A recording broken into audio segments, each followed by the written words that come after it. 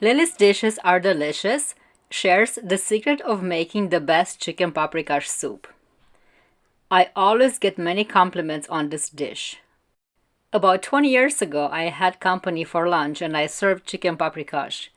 And this person enjoyed it so much that ever since, whenever we meet, he always reminds me how much he enjoyed my chicken paprikash. And if someone compliments your dish 20 years later, that means it was good. So I suggest you try it, and I'm convinced you're going to like it too.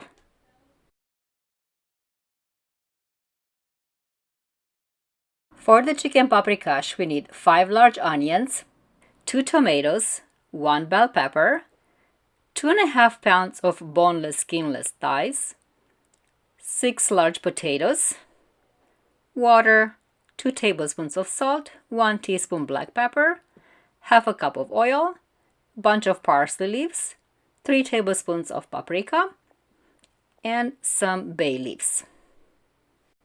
Place the oil in the pot to heat up and get busy cutting the onion. And yes, you need 5 large onions. Onion is essential in making a very tasty paprikash. So you need basically a lot of onion and very good quality paprika. Those two things are a must in a very good paprikash.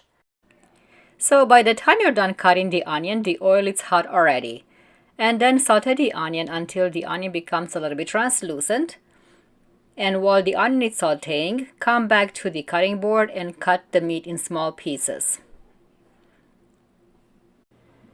When it comes to what type of meat to use in the paprikash, you can literally use any type of chicken meat you want. I just happen to like to use boneless, skinless thighs. I prefer thighs over the breast because it has a lot more flavor to it. Don't forget to come back and mix the onion and also add some salt. I always have about 2 tablespoons of salt on the side, and then as I need to, I add it towards the end a little bit more if I need to. But I always start with like 1 tablespoon and save the other tablespoon for later towards the end. So, and then my onion is not ready yet, so I'm going to continue cutting the vegetables. I have 1 bell pepper to cut in small pieces and 2 tomatoes. Don't forget to get rid of that stem. As far as the bell pepper goes, you can pick any color you want. I just happen to like yellow this time. Let's mix the onion again and add a little bit more salt. Give it a good stir here and continue sauteing it. And again, you gotta go back a couple of times, make sure it doesn't burn. And once the onion is ready, a little bit translucent, then it's time to add the meat. Let me check and see. Yep, now it's time for the meat.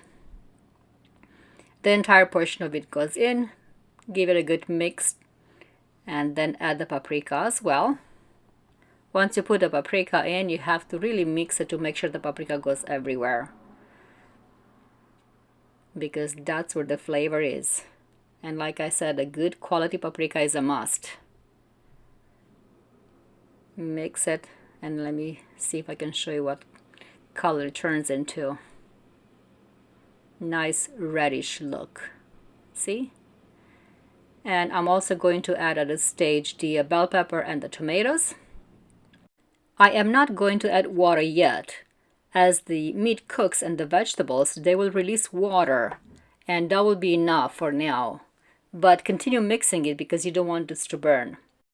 And while the meat is cooking, I'm going to cut the potatoes.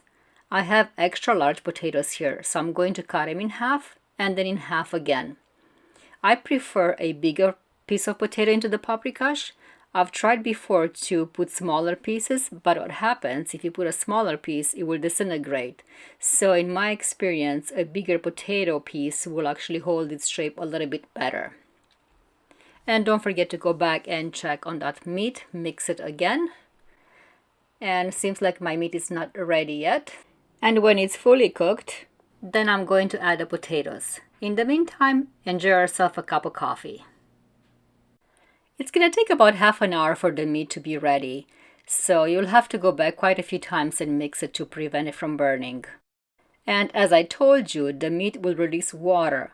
All that water that you see in the pot is the water that came from the meat. I have not added anything. And at this point, I think my meat is ready. Let's add the potatoes. Mix it a little bit.